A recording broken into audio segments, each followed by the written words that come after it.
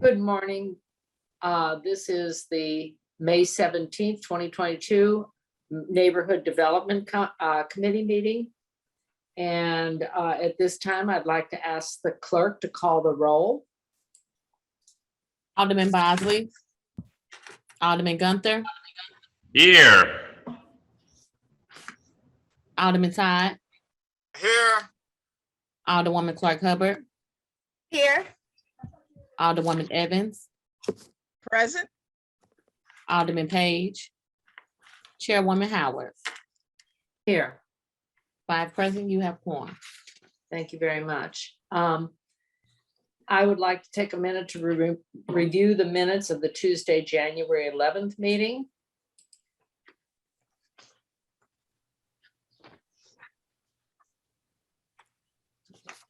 Has everyone reviewed the minutes?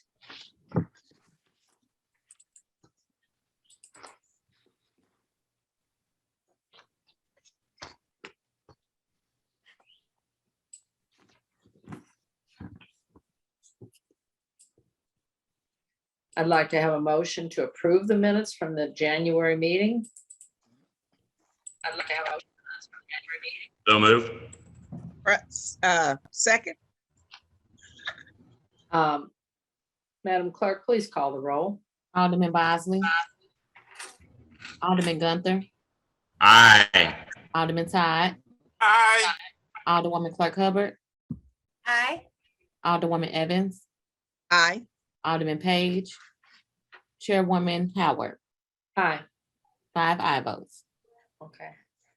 Having reviewed the minutes and moving on to the 4th item on our agenda, we have no board bills for review and we have no resolutions for review, but we are here today to discuss the St. Louis Vacancy Collaborative, and we'll review their what they've done so far and talk to us about the St. Louis Vacancy Collaborative.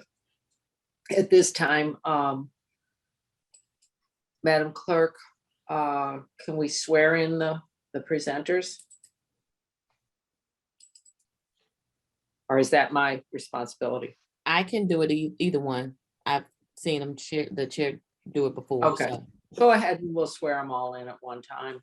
Yes, if you all can unmute your microphones and raise your right hand, please. The testimony you're about to receive, tell the whole truth and nothing but the truth, or affirm, so help you God.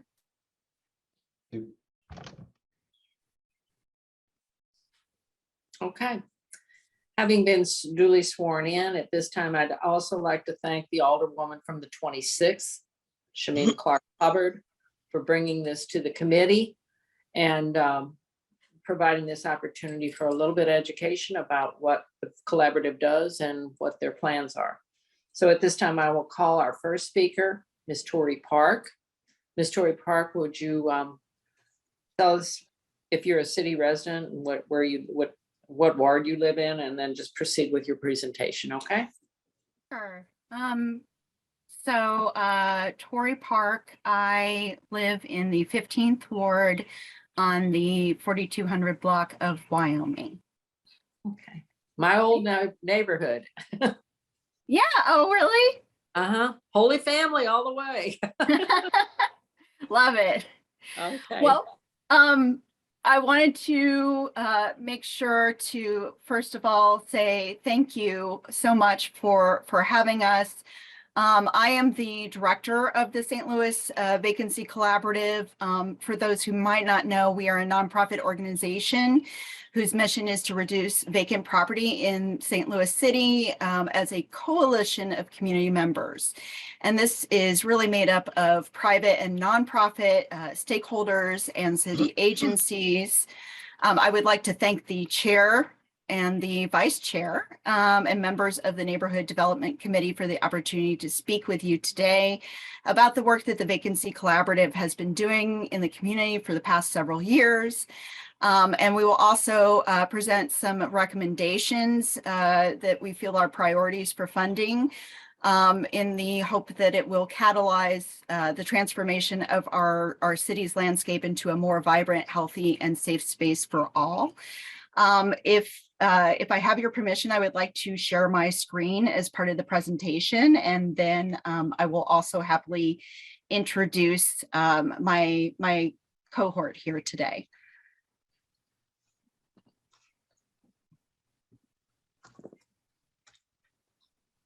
Can everybody see the presentation on the screen?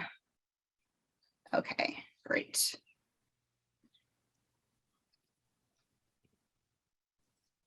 All right.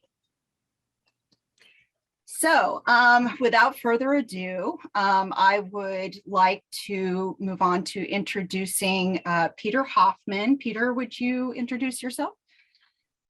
Sure. Hi, everyone. Chairpersons Howard and Clark Hubbard, thank you for allowing us the time today. Members of the Board of Aldermen, thank you for your opportunity to hear from us, giving us the opportunity to speak on these issues. My name is Peter Hoffman. I am a managing attorney of the Neighborhood Vacancy Initiative, a similarly named but not to be confused program at Legal Services of Eastern Missouri. We provide free legal assistance to city neighborhoods to help address vacant and abandoned nuisance properties. My entire legal practice has been focused on vacant and abandoned property, first for almost a decade in Kansas City, and then here in St. Louis, my hometown, since 2018, when I volunteered to become a member of the St. Louis Vacancy Collaborative. Thank you. And good morning, everyone. My name is Laura Ginn. I'm the city's vacancy strategist, and I'm housed at St. Louis Development Corporation, which, as you know, is also over LRA, the land bank. And my work involves trying to coordinate the resources that we have in SLDC and the city to tackle vacant and abandoned properties. I've been working on this issue since 2016 and oversee some demolitions, but also the conversion of concentrations of vacant land to new community green spaces through an effort called Green City Coalition, which we won't dig into today, but just to give a little background there. And I also chair the collaborative Stabilization, Maintenance, and Demolition Working Group and serve on the Vacancy Advisory Committee, which tries to help lead this work. Back to Tori. Thanks, Peter and Laura. So I wanted to just give you a brief overview of, what that looks like, what we've been trying to accomplish and why it's important. To understand the impact of vacancy in the city of St. Louis today, it's really important to consider not only the large scale of empty building and lots, but there is also a human cost. As you can see, it was recently reported that St. Louis City has the third highest vacancy rate in the country. We are particularly focused on the fact that this disproportionately affects communities of color.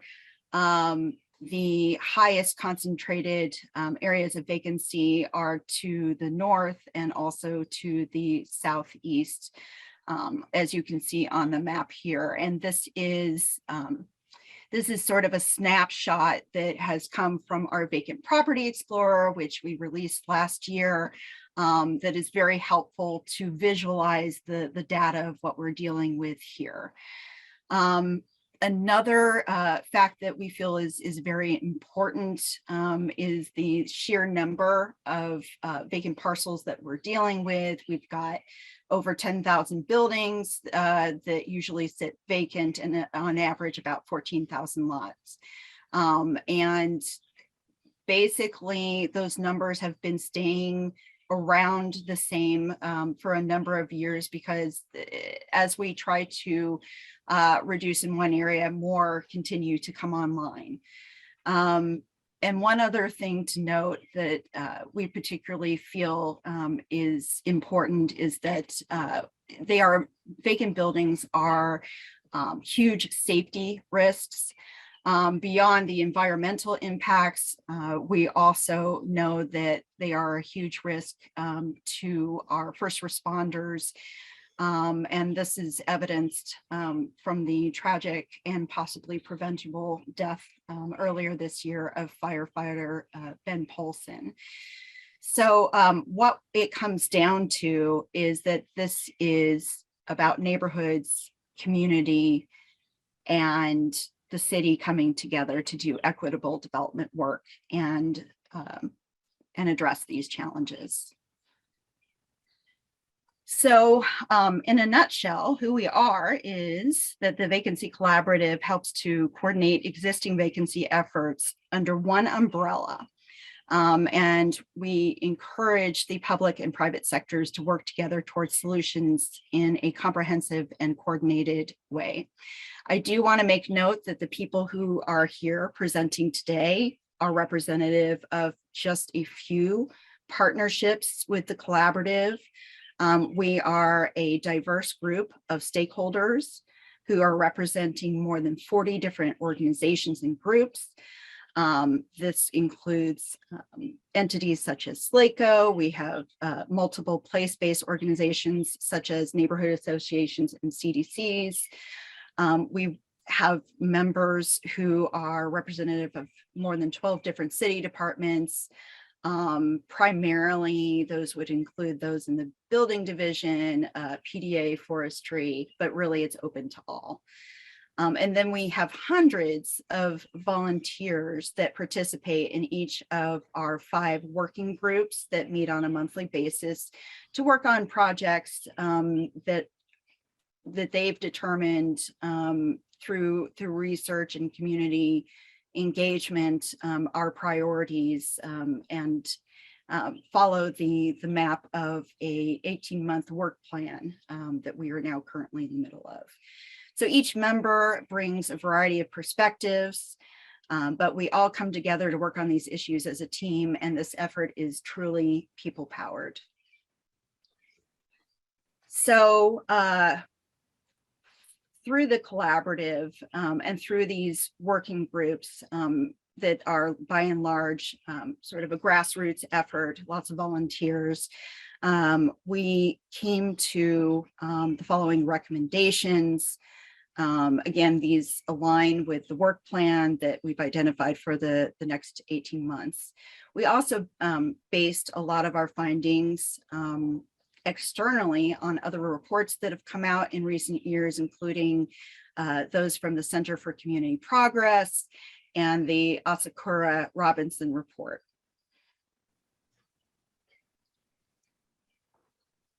So in essence, this is an opportune time for us to rise to the challenge of addressing vacancy.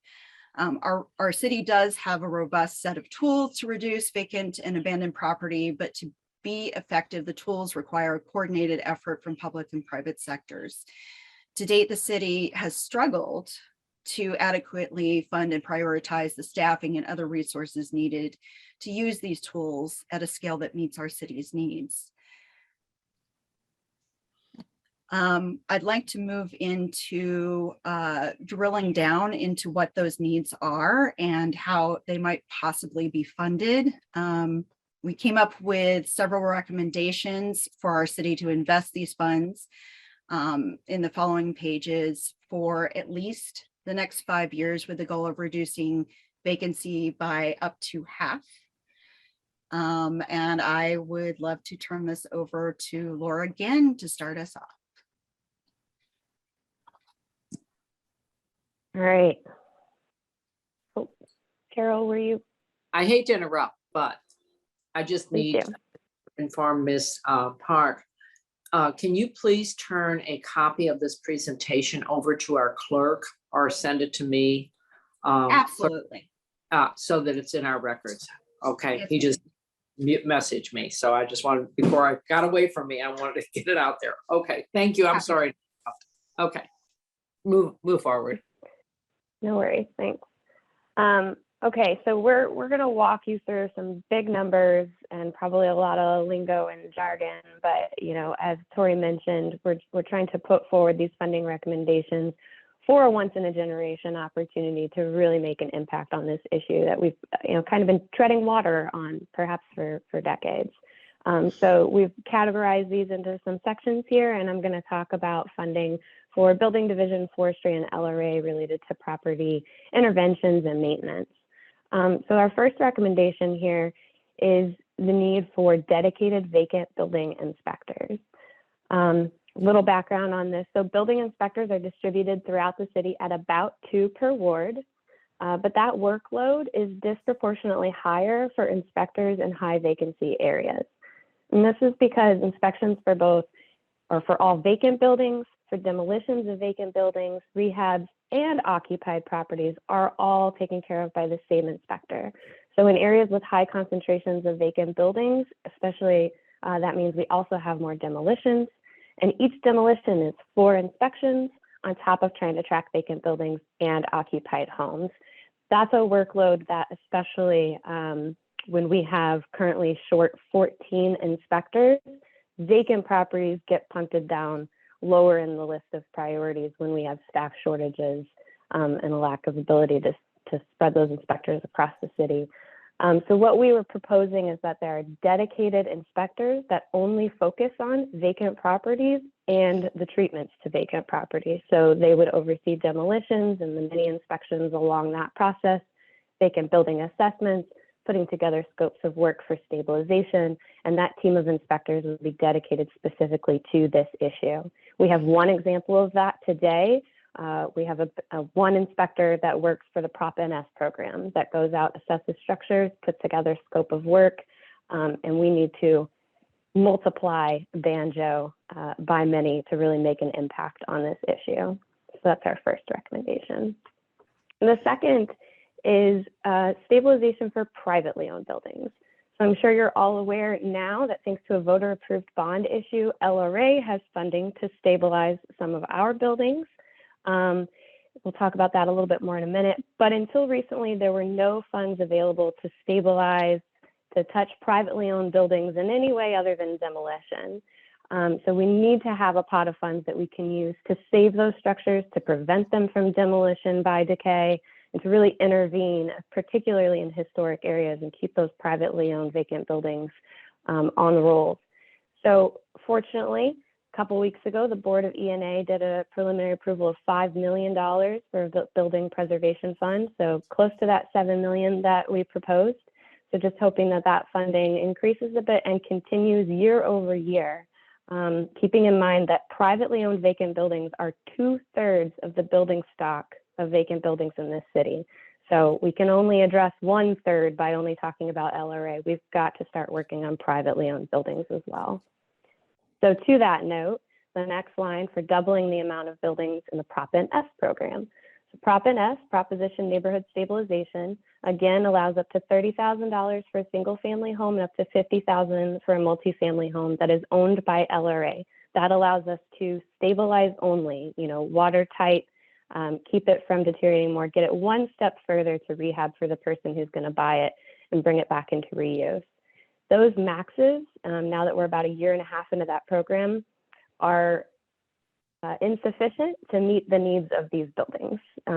The average LRA building has been in our inventory for more than 7 years, and $30,000 and $50,000 isn't getting us where we need to be. So we're recommending that we bring another source of funds, not restricted to the bond funds and the legislation of the original Prop NS, but that can be layered on top so that we can bring those dollars further along and push those LRA buildings closer to full reuse.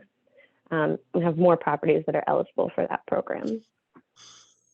So the next two, moving beyond stabilization and back into kind of the demolition part. Please don't bark.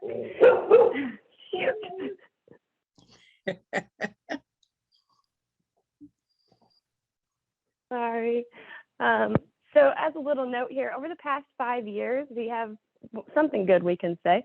Through demolition of buildings and through sales, we've actually reduced the number of buildings in the LRA inventory by 50% over the last 5 years. Now, if we also look at the demolitions completed in the last 5 years, 1,700 were LRA buildings and only about 400 were privately owned. If we go back to what I just said, 2/3 of vacant buildings are privately owned structures. Moving forward, we are going to have to treat more and more of those privately owned buildings. We need increased demo money to do that.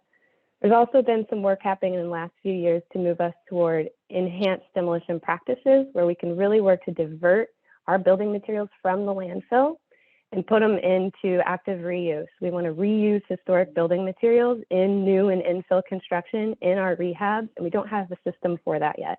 So part of this line item really allows us to invest in deconstruction and building material reuse, which is something many residents have been asking for. The next line, increased funding for vacant property maintenance. So currently with our spending for maintaining vacant properties, and let's just think about grass cutting for a second, we on average mow vacant properties about 4 times a year.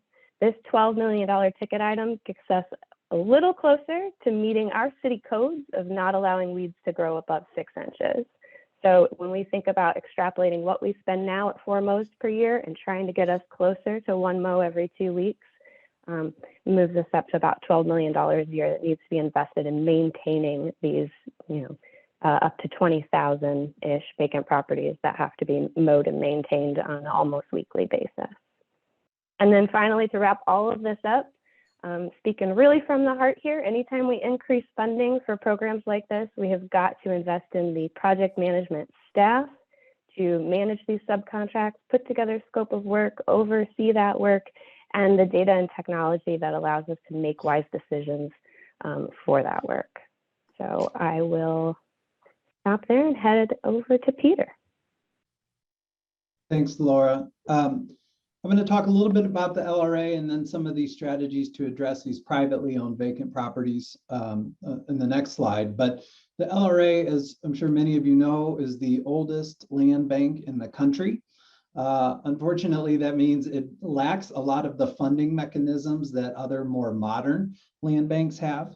A 2017 assessment of the LRA concluded that staffing needs to be at least tripled for the LRA, and those positions needed to increase effectiveness include Director of Strategy, Marketing and Communications Director, Community Engagement Coordinator, Greening Coordinator, and that funds also be allocated for legal assistance to quiet the title for LRA properties, increasing its marketability.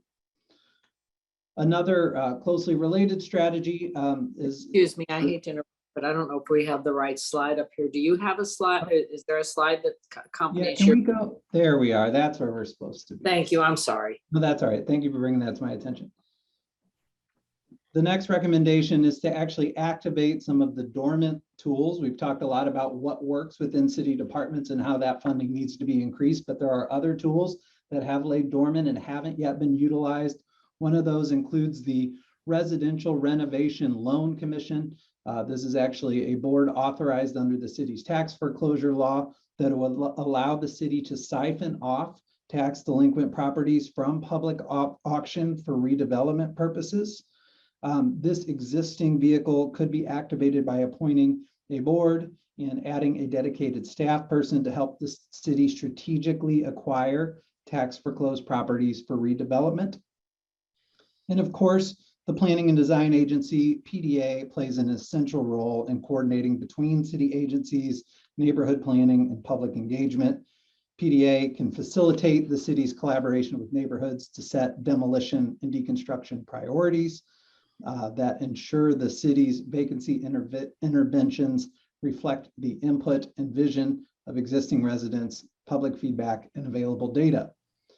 In addition, PDA should support and facilitate neighborhood organizing efforts that are foundational to building stronger neighborhoods equipped to take collective action on neighborhood issues such as vacancy and abandonment. Next slide, please. The nature of vacant and abandoned properties often necessitates some type of legal intervention. This need not be adversarial. It could include diversion programs from municipal court to connect low-income homeowners with needed resources, but often legal interventions are necessary. Vacant and abandoned property regularly have complex title issues that need to be resolved through court interventions. The city's law department problem property unit could be bolstered to support the building division through municipal and circuit court interventions. Fines and fees against non-compliant and absentee owners can be sent for collection as delinquent taxes on an annual basis, and their foreclosure expedited through a reinstituted annual special tax sale. This is a tax foreclosure sale specifically for nuisance properties with code violations. Problem properties involvement is critical to reviving the special tax sale and enforcing the building code through court intervention when the administrative citation approach is ineffective. Until these strategies are fully funded and are working effectively, we must remember that neighborhoods and private actors also have several rights of action to help compel the owners of vacant and abandoned properties to act. For vacant properties where owners block tax foreclosure through a payment for a minimum payment of fines, fees, taxes, these other legal remedies must be deployed. The state law allows for certain cities, currently not the city of St. Louis, but the city of Kansas City uses this to create a forced sale receivership process, which can sometimes compel absentee property owners to respond and rehabilitate their code violating buildings. Until that statute has been updated, until then, funding private neighborhood initiated legal interventions under Missouri's Abandoned Housing Act, receivership and nuisance laws can supplement existing municipal code enforcement actions. With that, I'm going to turn it back over to Tori to take us through the end of the presentation.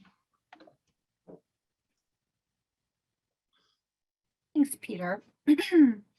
So this kind of ties back into coordination between nonprofit entities and the city.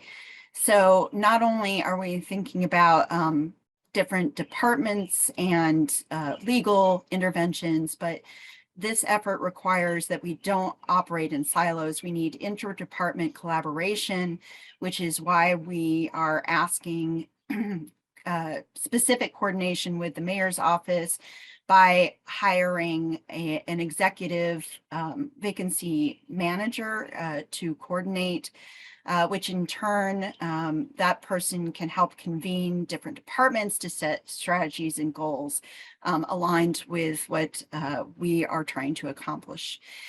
Secondarily, as Laura mentioned before, data is key for driving our decision-making process, and we believe tools like the Vacant Property Explorer, which has been used by multiple departments, should be made more accessible to the public. And currently, since the Vacant Property Explorer was developed by volunteers and is currently managed by one, we feel that it would be a much more sustainable action to fund that as a full-time position. And then finally, outreach and engagement we know are key for reaching out to residents, educating folks on the importance of reducing vacancy, and providing key resources and tools to address it on the ground level. So here's the big price tag at the end. This is what this adds up to. We've got two figures here. One is for essentially the first year of funding, but understanding that these funds need to be sustained over time. It's not a one-time injection of cash flow. This is a problem that has gone unaddressed for years, and it's going to take funding and many years of coordinated effort to undo it. But with this price tag comes a lot of opportunity. So it really does come down to our ability to grow and strengthen our neighborhoods, ensure people's health, well-being, and to also make sure that people are not displaced out of their homes, leading to further vacancy. Other ideas that have come out of the collaborative that can be addressed through these means include reducing crime and improving environmental conditions, specifically by working on greening vacant lots, getting more people out on the streets, Obviously stabilizing or demolishing structures to minimize risk for families and first responders. We are also currently working on addressing the code enforcement system, and then overall spending money to invest in our city. We will eventually reduce the cost burden to the city. So it's time for us to stop talking. We threw a lot at you here, and would just love to see what the members of the committee have questions. First, let me thank you for your presentation. It was very succinct, very pointed. And then if we could, I think we need to unshare the screen so we can see who's here and who's raising their hand. Thank you so much. I will go through the list and I will reserve my questions for last. And at this time, we'll start with committee members in order of seniority. Well, I'll let the chair, co-chair, the vice chair, ask her questions first. Alderwoman Clark Hubbard, questions? You brought this to us, so I'm thinking you might be the expert on it. So if you have any questions, please. I'm definitely not the expert. We are blessed to have some amazing people that are experts in this. I'm just thankful to be in position to be able to support them in their work. I've actually rode my ward with Laura Ginn. I've been in so many meetings with Peter, and I've admired Tori's work and all the other agencies, that are involved in this collaborative. And for me, St. Louis is so known for these silos. And so when I see work like this getting done, it inspires me, it encourages me to try to make sure that we support it however we can, because again, I've rode with them and I've seen it. I want to ditto if we could just put banjo in a copy machine and copy off some more banjos, right? The city would be so much further in the work that he does. So I just did want to give those kudos and shout out to Banjo. But there's clearly an issue with vacancy in our wards, some clearly more than others, and that's why we might be a little more engaged, but I know that we as a city all care. So thank you all for taking the time out to come. I hope that we can do everything we can to support this work. I know there were some things that were announced that might be coming down the pipeline, which would be good, but there's always more of a need, and I understand that. So again, while the time is right, and I heard that said a couple of times now, the time is right now for so many reasons. I think we should go ahead and help get this done the right way. So again, thank you all for coming out, and I look forward to the rest of the questions. Okay. Alderman Bosley, are you on the call? Alderman Bosley, do you have any questions? I do. Could you come right back to me though, please? Sure. I will be right back. Okay. Alderman Gunther. Questions? Thank you, Chairwoman.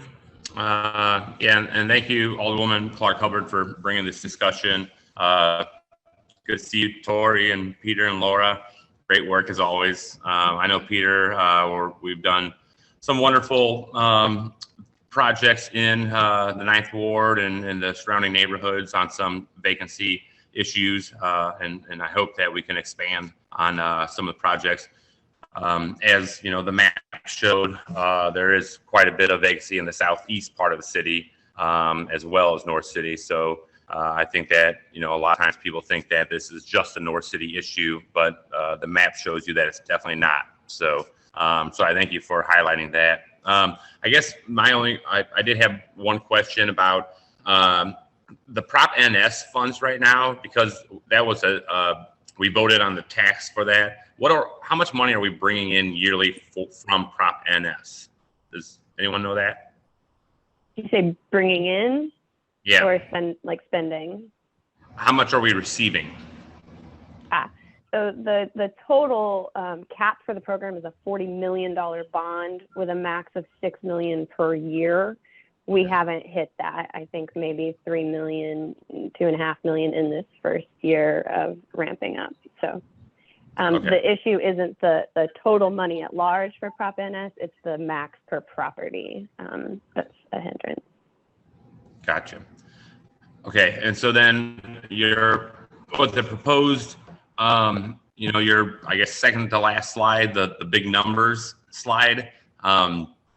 So would that be combined with, say, if we have 6 million a year from NS, and then we need an additional revenue source to fund the big number you had, what was it, 40 million?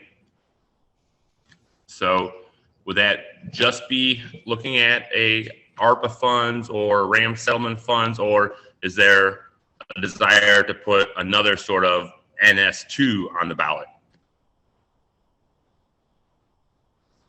Sorry, if anyone else, feel free to jump in. I think NS2, no, because the exciting thing about ARPA funds is they are applicable to treating these vacant and abandoned properties and these decades of disinvestment. So the opportunity to have a less restricted funding that can sit on top of that would allow us to push that program further. So there are properties that, we've had to deny and scoot down to demolition just because the cost to repair them was so beyond the limits of that program. So it would allow us to save more buildings and also potentially to push them further to rehab. So NS is also restricted to building stabilization, but can we not invest more and get those properties even closer to rehab and really cut across that appraisal gap that rehabbers are using when we try to reinvest in these properties? And I just want to tack Peter? on to that and say that this is a leverage investment. I mean, investing in vacant and abandoned properties is going to return them to productive use. It's going to lead to private investment. It's going to get these properties back on the tax rolls, creating the revenue that the city needs. So. Okay, thank you. Yeah, those were my questions. No further, and thank you very much for all your work. I'll just add one more clarification, Dan, because you mentioned, is it NFL or ARPA or other? And our thought in putting together these recommendations was, we need about 200 million infused in this issue in a short period of time to really get at this, right? The question of where all that money comes from is a little beyond the recommendations, but knowing that, perhaps if ARPA can't meet it all the way, that NFL proceeds can come in and maybe private sector needs to do some match, but collectively we as a region need to hit that number. Excellent, thank you.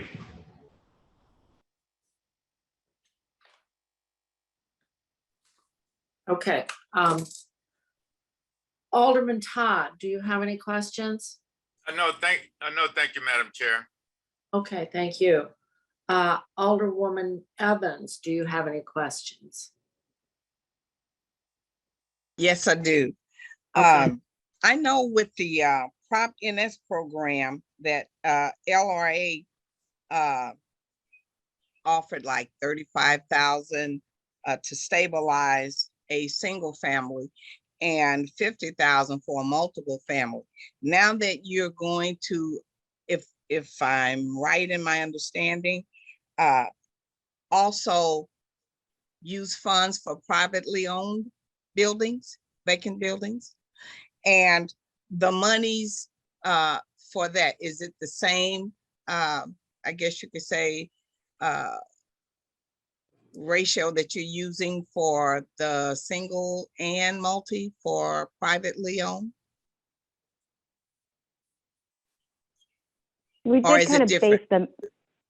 we based the math on the average spending from the NS program so far. They're averaging $35,000 investment per building to get to that big number.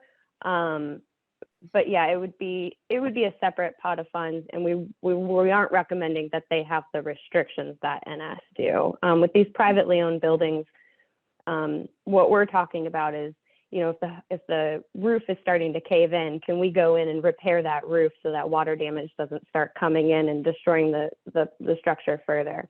Now that would get billed to that property owner through that course of action, different than LRA, obviously, but similar thinking in that, we could do tuck pointing, we could replace roofs, we could keep deterioration from expounding, but not necessarily, we're not going to try to make it livable, right? But keep it from becoming worse. I don't know if that answered. Okay, so, and you're saying that you would go in and do the work, but then bill the owner. Is that what you're saying? Correct, and that's not unprecedented. So the building division is a, Department of Public Safety, has the authority to rectify these code violations. What we have, and the only source of funds we've had so far to do that is demolition. So when there's a privately owned structure that's deteriorating, in the past, the only pot of funds we've had has been to go in and demolish. But we also, have the authority to do other things. So if we had a less restricted pot of funds that wasn't just demolition, we could actually do repairs to those buildings instead. But that code process is that anything we do to a privately owned structure gets billed to that property owner. If they don't pay it, then it could move into things like a tax sale or a foreclosure, the same as any other fees or fines that go against privately owned properties today. Okay, and the reason I'm inquiring is because I have a building on where I live. The front looks fine. You go through the alley and it looks like a baby doll house. Part of is missing. The back is missing.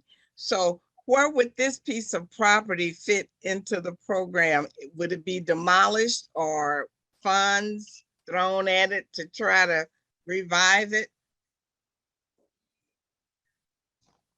I would hope it would get a full assessment and put together a scope of work. And if it's, savable within a reasonable range of funds, then you rebuild that back wall, right? But if the back wall has caused water to sit in the basement for 10 years and now you have foundation issues and other things. So it really depends. And that's part of the challenge, is getting enough inspectors, enough project managers, enough data to make those decisions, and the money to come and step in once those decisions are made. And that's where we're missing a lot of points along that process currently, from staff to program funding, right? We're trying to fill all that in, get that big picture. Okay, one more question and then I'm leaving. You're fine. Say for instance, you've got a constituent who has a building. It's intact, but it needs a roof of some sort. Will there be funds available for that? That is the idea. Okay. Yeah, Alrighty we then. didn't include that in this presentation, but on some follow-up materials, we do recommend that the city continue to fund adequately Healthy home repair programs. Okay. That's an essential element of preventing vacancy and abandonment, is keeping people in their homes if we can, and keeping those homes safe and livable, and also making sure that people are able to pass those properties down with clean title through the generation. So we know the city has dedicated some funding already to home repair, and I think we're very supportive of that, and just want to say that needs to be continued as well as a strategy. Thank you. Okay, is that all? Alderwoman Evans? Yes. Okay, thank you so much. All right, we're gonna go back to, oh, no. To me. No, no. Are you finished? Yes, I thought I saw Shameen's hand going up. Oh, okay. All right. Alderwoman Clark Hubbard, yes. Yeah, I did, just real quickly while we on that point, I want to say how much I always try to advocate for the healthy home repair program as well. But publicly, I would like to say that it does need to be strengthened. There's some barriers that need to be taken away. And also some of the homes that are on this out west, those repair, the funds that are available won't cover some of the stuff that they're doing. And then on the back end, I'm now receiving complaints about some of the contractors and the work that's been done. So when we talk about making sure that we build capacity in that healthy home repair, we look at all of those. Look at the providers and vet the providers that are, yeah, I've had some complaints and then about the processes but that's another conversation. Since you brought that up, Shameen, I wanted to ask, what if you know you have a reliable contractor that is not on the list of the city? What do you do for that? I mean, is there a means of accessing that contractor that you know does decent and excellent work as opposed to the ones that they have on the list for the city? Is there a way of, what do you do when you come to that situation? I would send them actually, well, to the building division or the Prop NS team. So there are certified contractor lists. They can, once they get approved and into the system, they actually have an online presence. They can log in, they can view bids for building stabilization or other project and do it online. It's just getting certified and put in that process.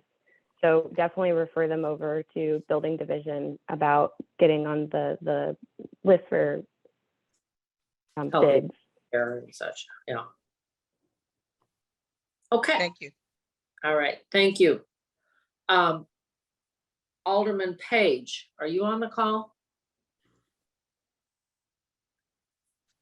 I don't know. Did he respond to the roll call, Madam Clerk?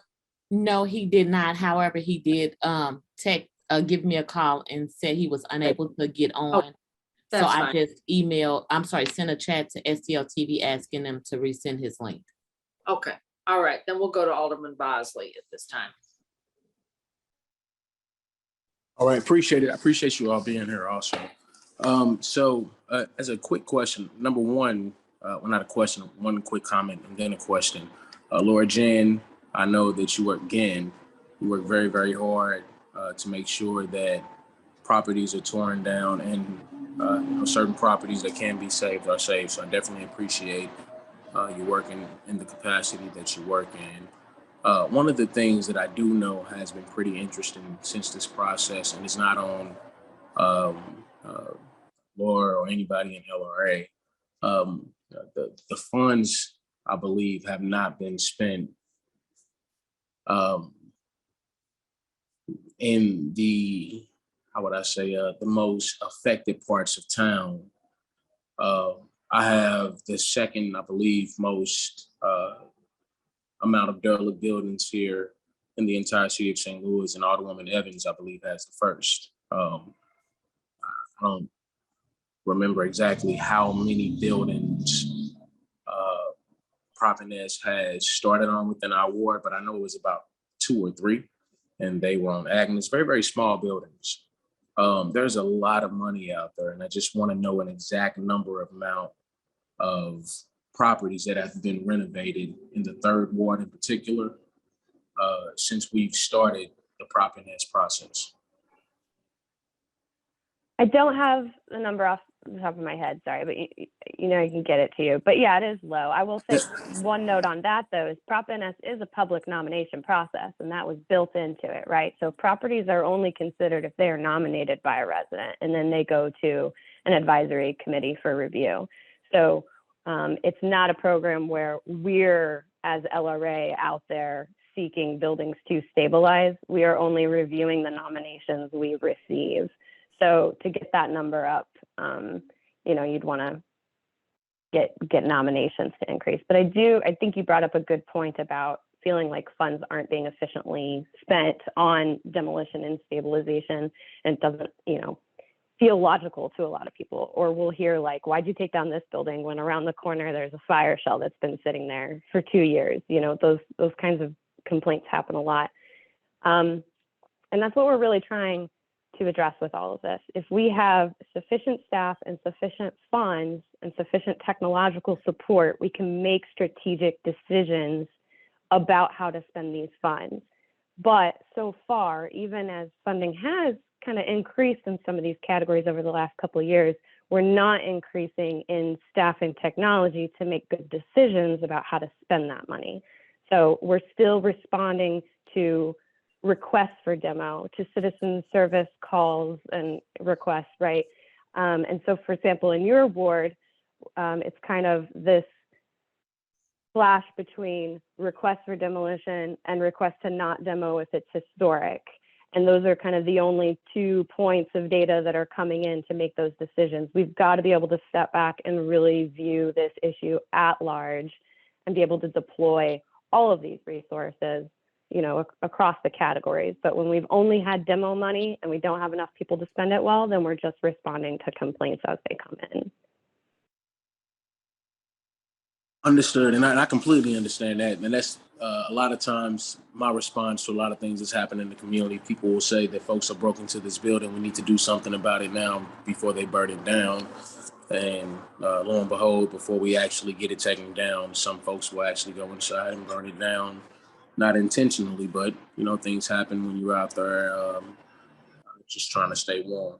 So with those things being said, I know I have a very high number of vacant buildings here in the ward. What I'd like to do at some point in time, and I know once again, Laura Ginn she is very responsive. We just did a ride along through the ward just last week, well, not last week, 2 weeks ago, looking at the different trees and other things that are also plaguing neighbors that have grown over the years, that started off as weeds right next door to some of these buildings that we torn down before LRA started kind of requesting these companies to deal with the tree line area where you have all these weeds growing up after you tear down this building. So these weeds turn into big old trees. Trees end up growing up, going into the neighbor's yards, going into LRA lots. It causes a big problem for all of us. And I think that's one big issue that we also need to look at when it comes down to neighborhood stabilization and dealing with this vacancy problem.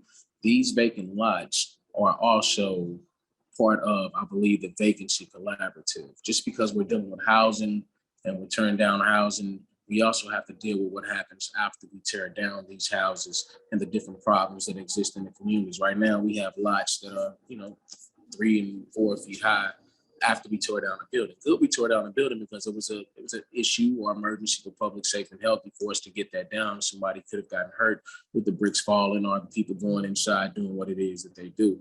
But there also is an issue that we have to deal with after that. And this is not only where, again, I want to make sure that everyone knows I'm not tossing that issue in any way, shape, form, or fashion her way. She is one of the individuals that helped initiate the initial request, which is let's tear down this building because the neighbors are complaining about it, and being that reactive approach to helping us as older people. When we say the residents saying it gotta go, then it gotta go. We've been in for 10 years trying to build it up. So we're now at that time where we do have funds to build things up. So I propose that with the ARPA funds that we have, and I'll continue to say this on multiple occasions until we get to a point where we can have real conversations about it. I think that we don't need to contract out the multiple jobs that need to be done within the city on these multiple homes. I believe we need to have healthy home repair teams for each neighborhood.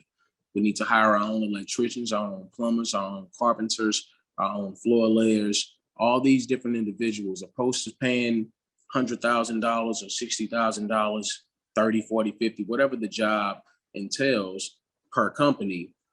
We pay a person $60,000 per year that is an expert at what it is that they did. Pay them top of the line, whether it's 60 or 80, and that's what you do the entire year. Is you go through these communities and you work out the physical side of what we know is labor intensive, and labor intensive jobs cost a lot of money. That's one of the problems that our people are dealing with.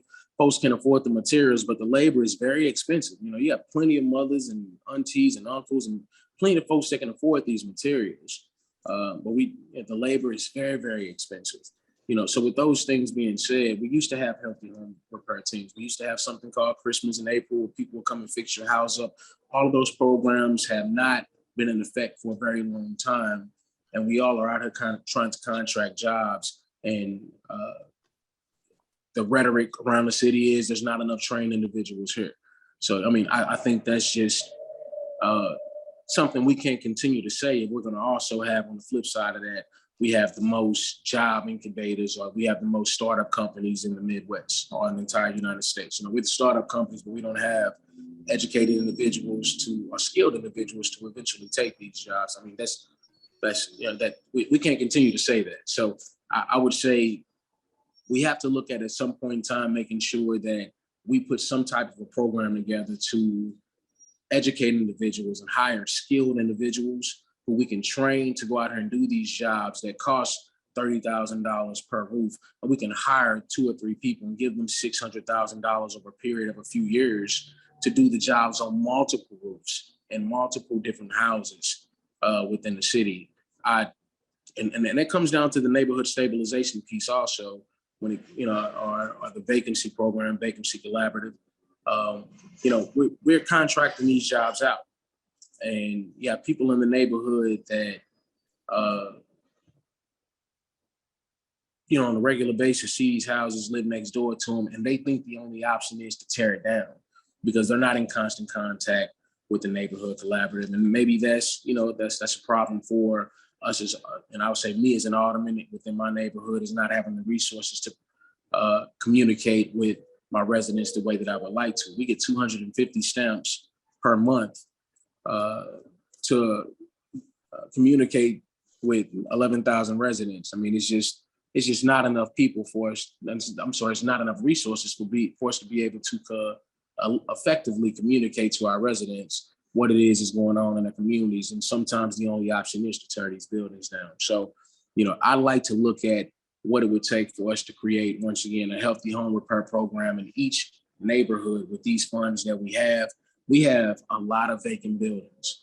And if we have people looking at them every day and working on a strategic plan to deal with what's going on in these neighborhoods that they work in and they know they'll be coming to every day, not getting pulled from the JBL to Old North, and then from Old North all the way down to Baton, that's an issue or a problem. People that have a steady business aren't getting pulled from left to right, like that within our city. They have job sites and they have people that know they'll be on these job sites for some time. And we have all this money, we have all this vacant land that's, here in abundance, and all these vacant buildings are in abundance within the city of St. Louis. And I think it'd be within our best interest to give these neighborhoods what it is that they need when they're looking at these vacant buildings, and give them the chance to say, hey, I don't want this torn down. We got the resources to build it up. Let's talk to, the collaborative and see what it is we can do to save it, based on us having also our own home repair teams. People don't only want to see the building next door to them built up. Why get a new roof on this vacant building if I can also get a new roof myself when I got water coming in and I'm going to sleep every night hearing these drips, hoping that it doesn't, end up in a spark and I wake up with my lights out or a circuit breaker trip. So I think everybody agrees that we need to do something about what's going on with all of our buildings, and get this, underway. Alderman Bosley I'm sorry. Go ahead. No, you're okay. My signal kind of gets bad sometimes. My only question was exactly how many buildings, and this isn't for Laura again.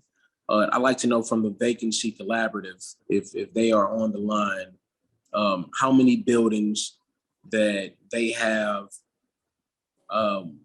spent funding on here in the North Side, and exactly how much funding they spent. That should be something that we have an immediate answer for.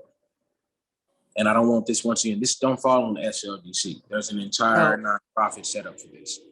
Yeah, so I just got to point out real quick, because the language there might have been confusing. Vacancy Collaborative spends no money on properties, right? So I'm sorry, right? Not them, but how much have we spent? How but much? I will follow up. I know that It will be me. I'll follow up and answer that for you for the third ward. I think you wanted the whole city, and then particularly the North Side. So is that correct? Gotcha. I did. Okay. Okay. All right. Are there more? Are you okay? Any other? That was it. Bosley? Okay, Yes, ma'am. thank you. I Thank see Alderwoman Evans has her hand up. 2 hands. Okay. Okay. Yes, I wanted to know, is there a record of properties nominated within a ward? Do you have the number of on hand as to the properties that are nominated in a ward? Ms. Ginn, you're muted. Yeah. So we've been talking about, we need a dashboard for this. The count is not available, But I just put in the chat a reminder, the Prop NS program has a pretty great website built into the city site. And at any time you can come click on view pilot and nominated properties. You can narrow that down by your ward if you like, or by a street, but it's going to show you every property that was ever submitted for consideration for Prop NS and where it's at. So for example, construction in progress, or construction complete and it's up for sale, or nominated and it's still under review. That is all available online at that link. Okay, and that's under what? View pilot of the what? So it says view pilot and nominated properties. Okay. Nominated properties. Any Okay, other thank you. Okay, Mhm. thank you. I will, is Alderman Page on the call? Has he been able to get on? Do we know?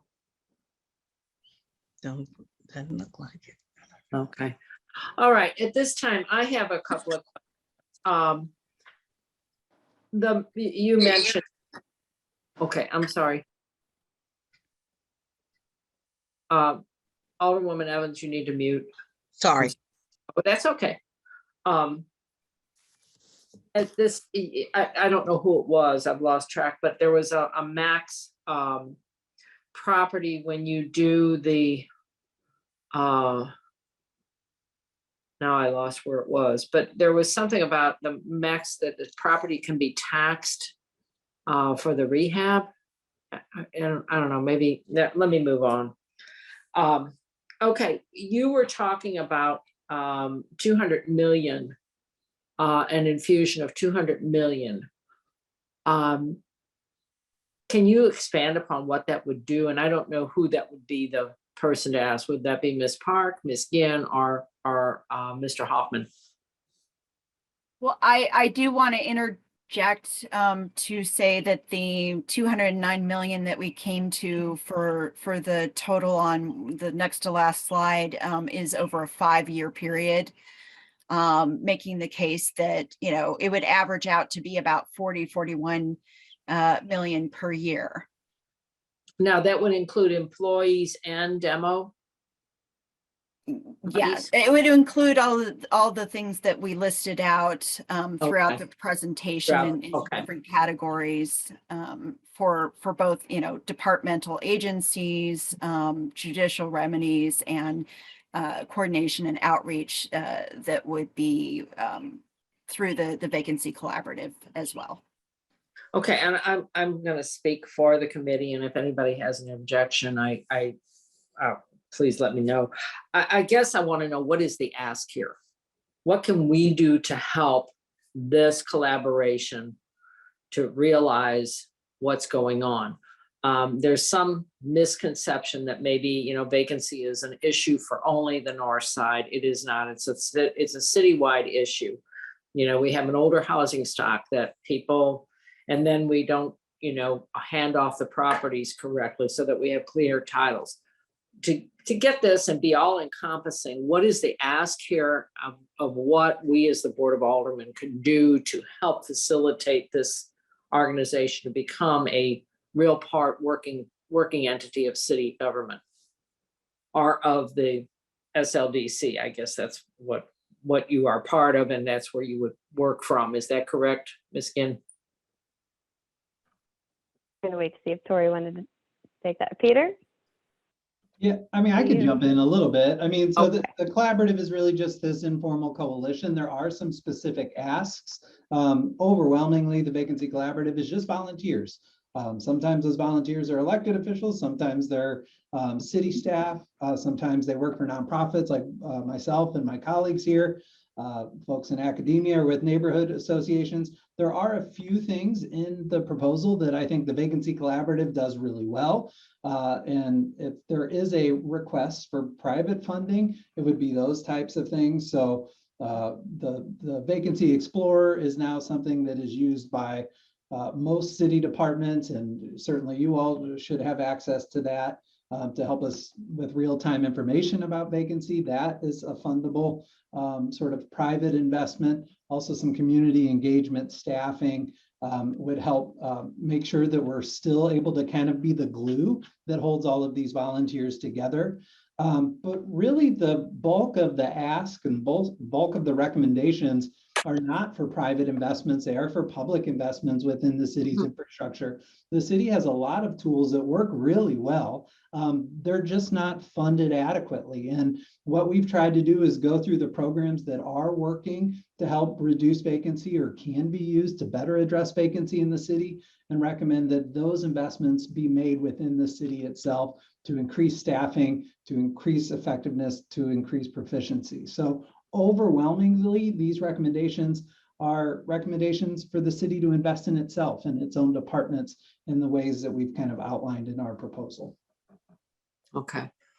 I would, I guess my other question is, you cited the ARPA funds and the NFL funds.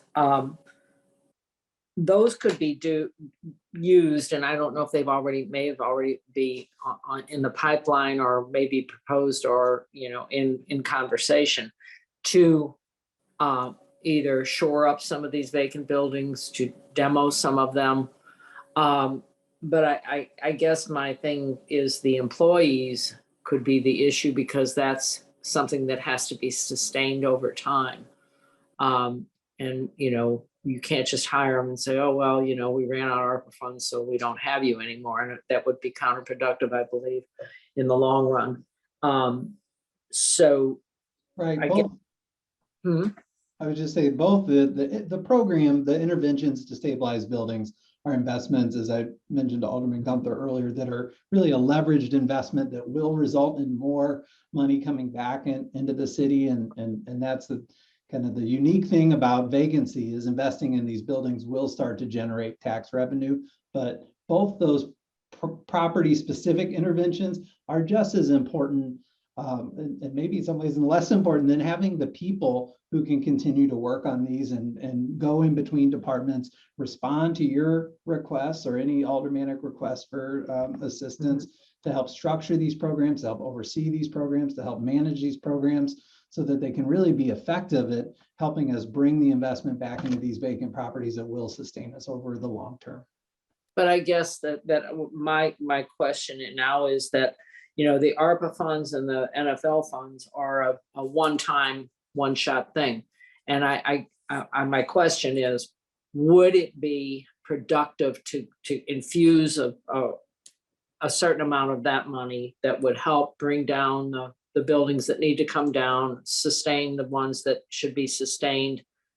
And then, like you said, Mr. Hoffman, is to, bring those back on the tax rolls, sell them, and get them moving, so that we have a sustainable, renewable housing stock for people, and affordable housing also.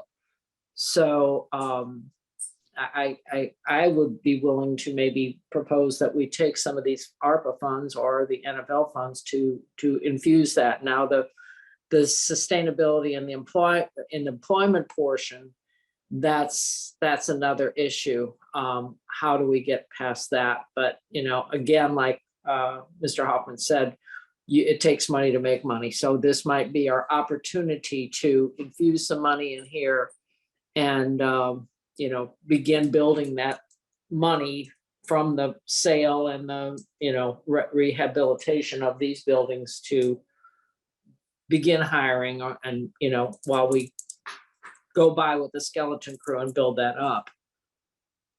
Does that sound like something that could be, that you would be amenable to, the group would be amenable to? if I can kind of jump in, because you asked, like, what is our ask?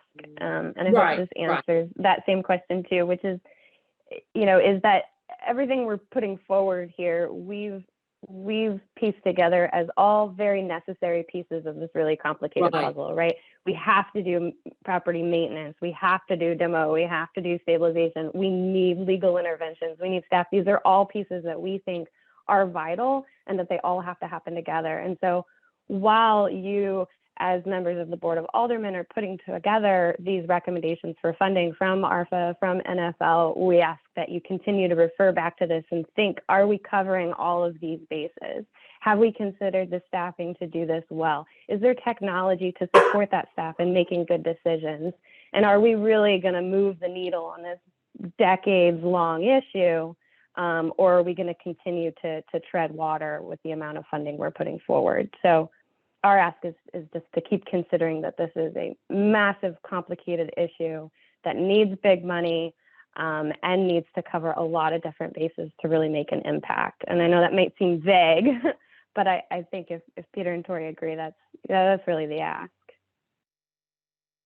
I don't think it's vague, you know, I mean, at the same time, we have some of the staff available. We don't have all of the staff, but I think as long as we have some, we can move forward and maybe, you know, look at some legislation and see if we can't get something going here, or at least a resolution to move forward with the proposal that you have presented here.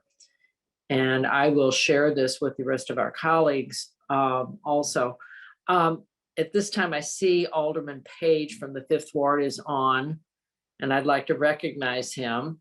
And I know you came in late, and I just wanted to know, do you have any questions? And I know you're probably very familiar with the Vacancy Collaborative.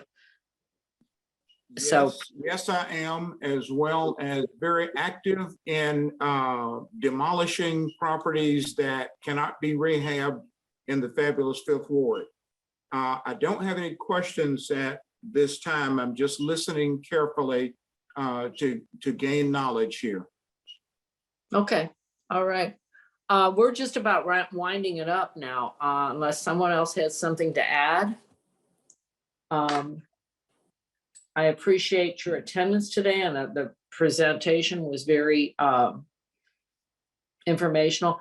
Do you entertain opportunities to present to neighborhood groups? I bet you do. I mean, either as a threesome or as a onesome. I know Peter's been to our neighborhood at some meetings, and I don't know if, go ahead, Tori. Yeah, no, I was just going to say, absolutely. We do that fairly regularly as time and staffing allows, but we are happy to coordinate with you or anyone else on the Board of Aldermen to come into your neighborhoods and talk about not only what we do and what the need is, but what resources and tools we will provide, how you can get involved, be a part of our working groups, so on and so forth. So we'd be happy to do that. Okay, well, thank you so much. At this time, I will, if there's no announcements, any announcements from the committee members? I did see a few other aldermen on the call. Is there anybody on the call that's not part of the committee that has anything to add? Okay. No announcements. Excuse members. I believe everybody was here. Is that correct, Ms. Clerk? Correct. Okay. I will take a motion to adjourn, and thank you again, Vacancy Collaborative, for coming here to present to us. It's been very meaningful, and I think throughout the city, everybody could use this knowledge. Thank you. Thank you. Thank Motion you. to adjourn. Thank you. Second. Second? Second. Previous roll? Hearing no objection to previous roll, this meeting is adjourned, and thank you very much, everybody that's attended.